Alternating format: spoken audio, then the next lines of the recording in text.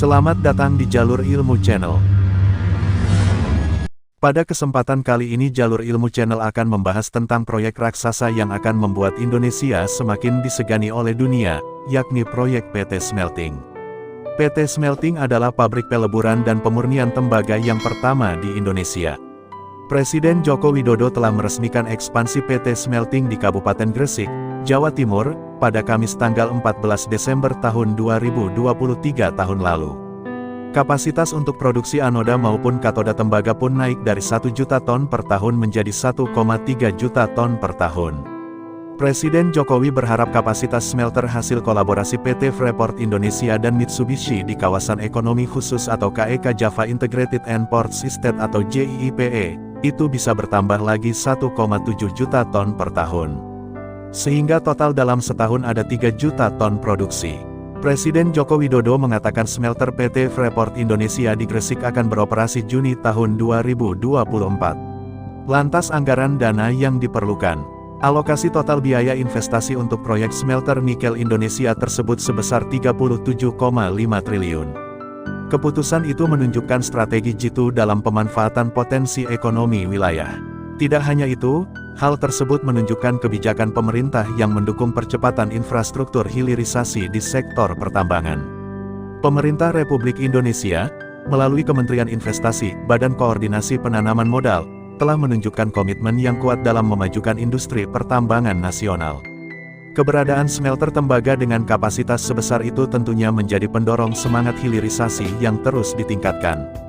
Menurut data terbaru yang dirilis oleh Kementerian Energi dan Sumber Daya Mineral atau ESDM pada tahun 2020 mengungkapkan potensi nikel Indonesia yang begitu masif.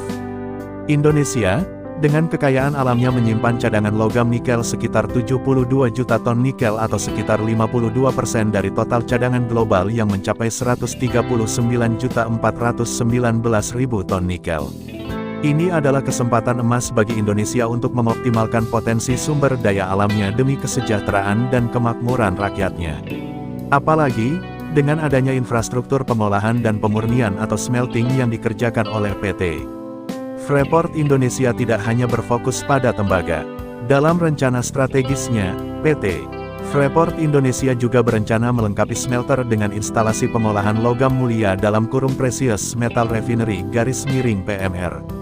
Dengan kapasitas produksi mencapai 52 ton per tahun, lumpur anoda yang dihasilkan dari proses smelting dapat diolah lebih lanjut menjadi logam emas dan scrap emas.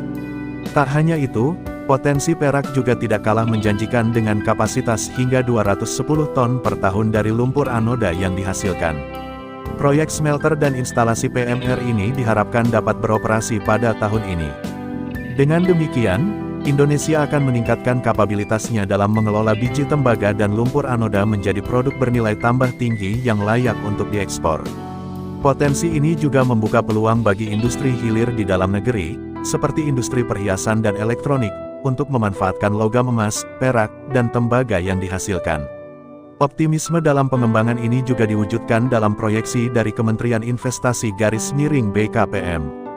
Kementerian memproyeksikan antara tahun 2023 hingga 2040, Indonesia berpotensi meningkatkan nilai tambah sektor emas dan perak hingga mencapai angka yang fantastis, yakni sekitar $38,20 miliar. Ini menandakan bahwa hilirisasi sektor pertambangan di Indonesia tidak hanya akan meningkatkan ekonomi nasional tetapi juga memberikan manfaat langsung bagi masyarakat.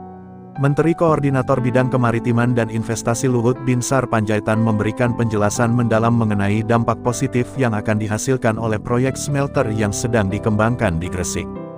Dalam pandangannya, smelter ini tidak hanya sebagai investasi ekonomi tetapi juga sebagai investasi sosial bagi masyarakat sekitar. Menurut analisisnya, proyek besar tersebut diperkirakan akan memberikan peluang pekerjaan kepada lebih dari 11.000 individu. Hal itu tentunya menjadi berita yang sangat menggembirakan, terutama mengingat tantangan ekonomi yang dihadapi oleh banyak negara di tengah pandemi global dan kondisi ekonomi yang fluktuatif. Lebih lanjut, dari total pekerja yang diperkirakan akan terlibat, Luhut menegaskan sekitar 98% diantaranya adalah tenaga kerja lokal Indonesia.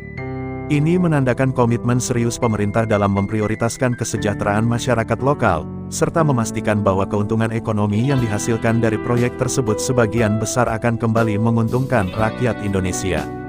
Bagi banyak generasi muda, khususnya mereka yang tinggal di sekitar area proyek, ini adalah momentum emas untuk memperoleh pekerjaan yang layak, berkesinambungan, dan memberikan kontribusi positif bagi industri pertambangan nasional serta perekonomian Indonesia secara keseluruhan.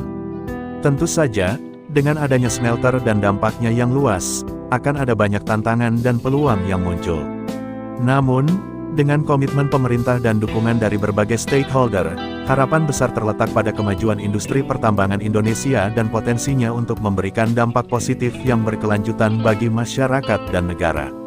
Kesimpulannya, dengan beroperasinya smelter yang berstandar internasional di Gresik, Indonesia sedang memasuki era baru sebagai pemain kunci dalam industri pertambangan global, khususnya dalam sektor logam mulia yang memiliki nilai ekonomi tinggi. Itulah bahasan tentang proyek raksasa Presiden Jokowi, yaitu tentang PT Melting. Semoga bermanfaat.